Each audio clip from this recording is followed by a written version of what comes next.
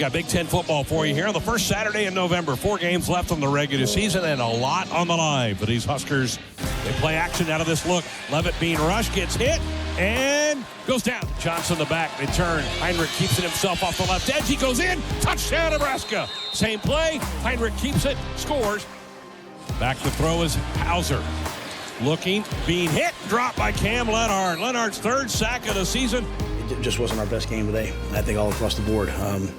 We didn't tackle the way that we normally do. I'm proud of the guys' effort. I thought they fought at the end to go down and get the ball back and stop them on defense and go down and have a chance to go kick a field goal to win that game, which I expect us to go do. There's a lot more lessons to learn from this game. It's painful, but they have to learn them. Emmett Johnson the back, snap back. They give it off to Emmett. He stumbles and goes in. Great Touchdown, balance. Nebraska. Kept his balance, finds 6 points. Those were our Hy-Vee sounds of the game from Saturday. The Huskers come up short on the road. Coach, after the game, you made the comment that that wasn't quite right for the Huskers during the day. What did you learn as now you've gone back and watched the tape?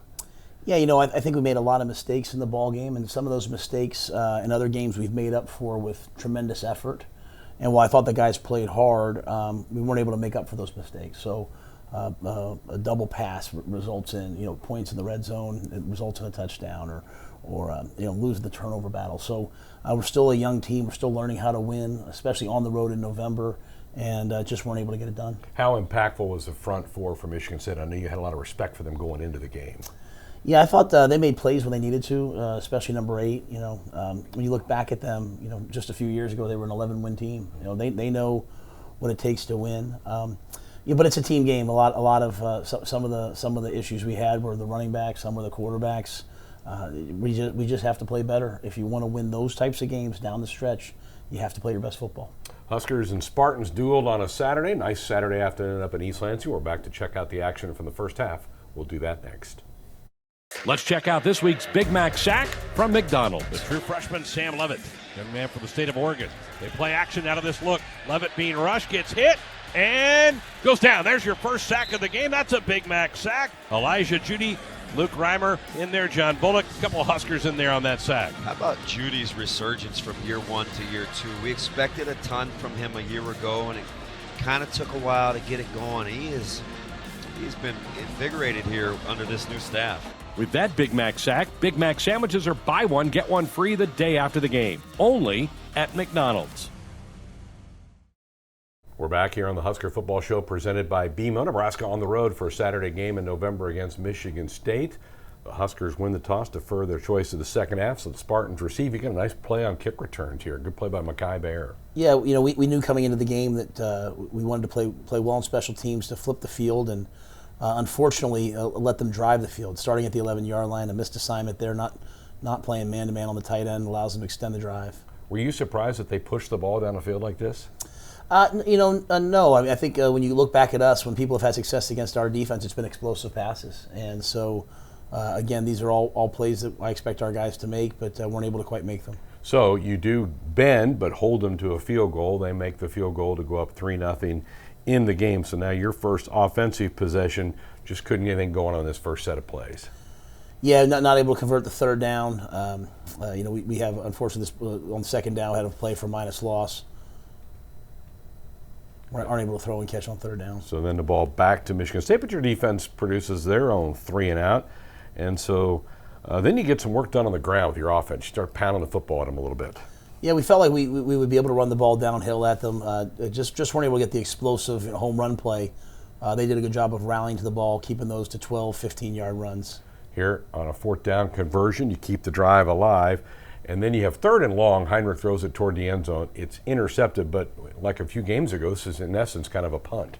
Yeah, great route by Bullock. I mean, he was open. He got open. That's a play that we're hoping to hit, but the byproduct is that they have to start yet again inside the 10-yard line. And you get complimentary football out of this because you get a 3-and-out from your defense, and it then sets your offense up with pretty good field position, and you go on a very nice drive, a 10-play, 59-yard drive. Good mix here on this drive.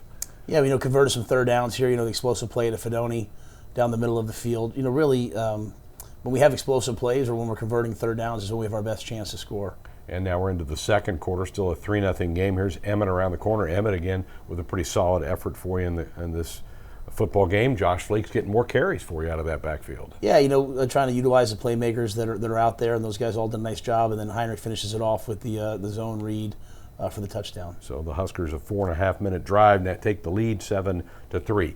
Disappointing here because they answer right back at you, including a trick play that they throw at you.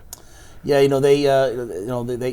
it's a good lesson for our guys. People are going to study you. People are going to throw their best stuff at you. They come out, we're about an inch from knocking that ball down.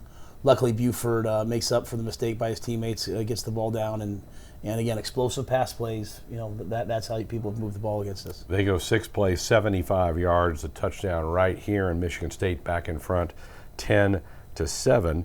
Then you get the ball back and have a good start. A little pass to Alex Bullock here to open this drive up. Yeah, Alex makes a great play. Run after the catch. Here's the explosive pass plays that we need to flip the field and get the ball in their territory. But the drive stalls, an incomplete pass broken up here by Michigan State.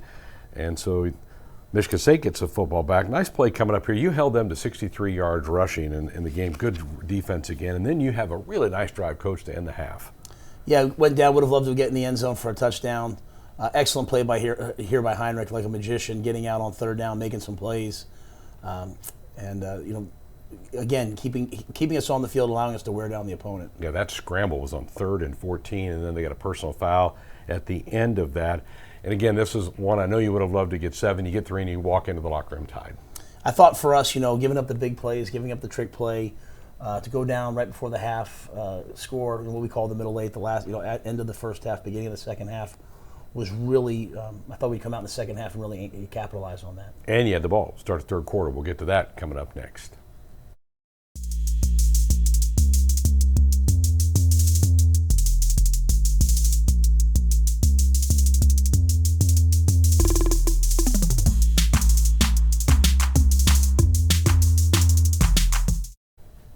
Welcome back to the Husker Football Show presented by BMO. 10-10 game at the half. Huskers on the road against Michigan State. Nebraska gets the ball to start the second half, and I know you wanted to continue the momentum you had to end the first half, but this drive does stall at midfield. Yeah, the unfortunate thing was we had a bunch of really good runs. We were moving the ball and then just aren't able to convert there on third down, turn the ball over to them. So they get the football back, and this is an impressive drive for them. 12 plays, 53 yards. You had a hard time getting off the field on this drive. Yeah, as I said, here we have them on 4th and 1. We're in position to make the play. Those are plays that our guys can make. We expect them to make, and just weren't able to make in this game. So they're moving the ball. They're chewing a lot of clock. They took over 6 minutes off the clock. You do stop them, hold them to a 50-yard field goal. Their kicker makes this. They're back in front, 13-10. So you get the football back. AG gets a short run here, and then a sack. 1 of 7 sacks on the day for Sparty up front. Yeah, this is actually a quarterback draw. It's an RP, a quarterback draw. We'd love to see the ball thrown there. Just as I said, a lot of mistakes made in the ball game that ultimately fall on me as the head coach. But you get a sack. This is one of your 3 sacks. Again, James Williams with that. But once you get the football back, another 3 and out here for the Huskers on offense. Yep, when your defense gets you the ball back, you have to capitalize. Again, here we are on third down. We're unable to capitalize, and it costs us. So Michigan State with the football. You're down 3, fourth quarter part of this football game, and your defense trying to fight hard, but the Michigan State again hits you with a play that gets reviewed. Looked like the ball hit the ground. They uphold the call, though, a touchdown for Michigan State. Now you're in a hole down by 10. Yeah, good coverage by Q. Obviously was not a touchdown, the day after. But, we can't put ourselves in that position. Here on offense now we have to go answer. It's a 10-point game. Have to crank up the tempo of how we're playing and try to answer. Just had a hard time getting rhythm for drives in that second half, didn't you think? Yeah, I think at the end of the day, offensively for us, we either have to have an explosive play or we have to convert third downs, and we weren't able really to do much of that early for this game. You held them to 3 of 14 on third down, so now you have the ball back. Here's a nice play to Malachi, makes a big play up the middle, and then you got a play coming up here that looked like a clear pass interference. I'm not sure how this doesn't get called either. This is another one of those questionable calls in the game. Yeah, this is a pass interference. I don't envy the guys who have to make those calls in real time. We didn't get the call. We got to keep playing. We have Thomas running down the middle of the field. We have to throw and catch, and but the defense does come out and answers the call. Get a nice knock away there. You get the football back. You need a drive. You get a drive here inside the last 5 minutes to really make things interesting. Yeah, we practice these situations all the time, and the shame of it was we came up short. This would have been a great game to show, how to be down 2 scores and come back and win the game. Heinrich does a great job here. The guys all turn up and block. He runs the football down, and we get in the end zone to make it a 1-score game and really put pressure on them. Emmett's the one that finds the end zone. Back-to-back games for him scoring a touchdown, and here we go, 20-17. Your defense, after this touchdown, gets the 3-and-out, gets you the football right back. And so right now you feel like all the momentum's with the Huskers at this point. Yeah, we felt like our defense would go out there and get the stop. They came out and they threw the football, and really, to win these types of games, we have to pick one of those balls off. We have to make one of the plays here. Unfortunately, we get a sack, we fumble, but we still had timeouts. And as we told the guys, hey, we'll get the ball back with about 50 seconds. Tommy comes off the edge. They missed the field goal, and now we only have to go about 15 yards now to go kick a field goal and tie the game up. And this one looked to be an incomplete pass. It's ruled a fumble, which meant the clock kept running. You picked the ball up, but by then you just are out of time in the game. Yeah, it's just a shame. Would have loved to, that to be correctly ruled and us to have about 15 seconds. Again, Alvano can make it from the 40-yard line, so just one more 15-yard play. But at the end of the day, as I said, we have to play better in order to keep the game in our control and control the things that we can control. So a missed opportunity, unfortunate in many areas of the game, but hopefully something we learn from. 2017, the final score from East Lansing. We're back with more of the show coming up. Welcome back to the Husker Football Show presented by BMO. Time for this week's Cornhusker Conversation, which is presented to you by Teammates. This week, Jessica Cootie sits down with Husker linebacker Mekhi Bear. What, for the defense, it seems like you guys are never satisfied, and even though you're playing so well, how important is that for just that mentality, that mindset of, we're getting a lot of praise, but it's still not even good enough? And that's what Coach always talk about. We got to play physical and hard every week, and every week the standard raises, and almost every day I believe it's like a new standard that we set in practice when we do something, and that's kind of what we live by. We're never satisfied, like you said, and like the standard continue to raise. In this day and age, and coaches talk a lot about that, for players that are impatient, want to play right away. What do you hope people learn from your journey that, hey, it didn't happen right away, but now here I am, and the hard work kind of paid off for you? When I was going through something, it builds you, and that's what people need to understand. That it built the character that I have today. I feel like if I would have came in and played right away, I wouldn't be as good as I am right now, my awareness and everything. I'm thankful for them 2 years I played on Scout. It made me better. So people need to understand that when you go through something like that, when you don't go off right away, you become better, and it helps you become a better athlete, a better football player, and everything. Great perspective. And I was going to ask you about special teams too. That was a role that you really embraced. Why was that important for you to embrace that role? I love special teams. Special teams is like the most important. You start off with kickoff or kickoff return, and it's just, you set the tone on those phases all the time, every game, and I love it so much because Coach Foley does a great job of teaching it. It's not a time where he believe in me so much, and he tell me all the time, he believe I could do something, and for him to believe in me so much, I got to prove it to him. I won't let you down. So that's why it's been so fun for me to do something like that and just go out there and make plays for him. You make a lot of plays, but there was one specifically at Minnesota that I know that was really popped on film for this coaching staff. Do you remember that play? Do you remember in the moment how big it was at the time? I didn't know how big it was at the time. I just know I made the play, and I got very excited. But in that moment, like I said, I couldn't do it without my teammates. So all of that, I just want to give credit for my teammates for helping me make that play. So. Just talking with you, just seems like this sport, this team means so much to you. Yes. Why is that? It's because these are my brothers. I truly believe in that.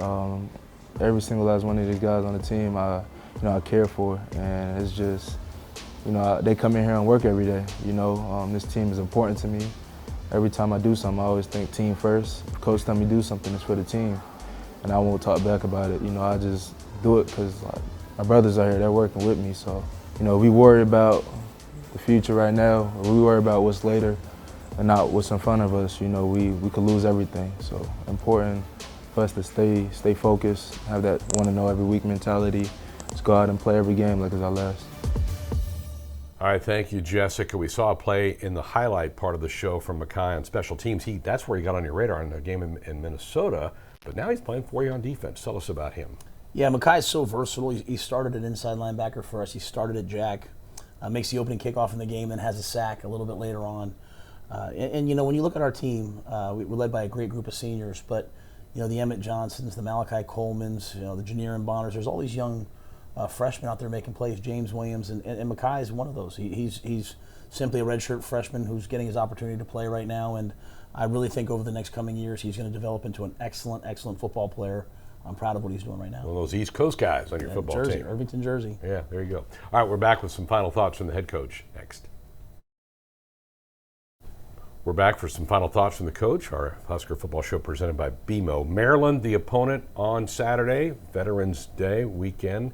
The Terps started fast, 5-0. They've lost 4 straight. What kind of challenge do they pose? Well, I think their team, you know, led by Mike Loxley, they're an excellent football team. They've lost to some good teams down the stretch.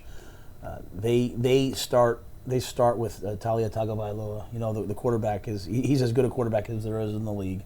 Dynamic with his feet, scrambles, runs around, looks like a young Kyler Murray during his Oklahoma days. And so containing that offense, they're an excellent offense. Containing that offense will be the challenge. And really for us on offense, it's for us to take care of the football and get in the end zone, score some points, all the things we've talked about every week. As you get to the end of the year, you're hoping that we make those jumps offensively. And then special teams, we have to impact the game. And this is going to be a game that I think will come down to the very, very end, just like I said last week.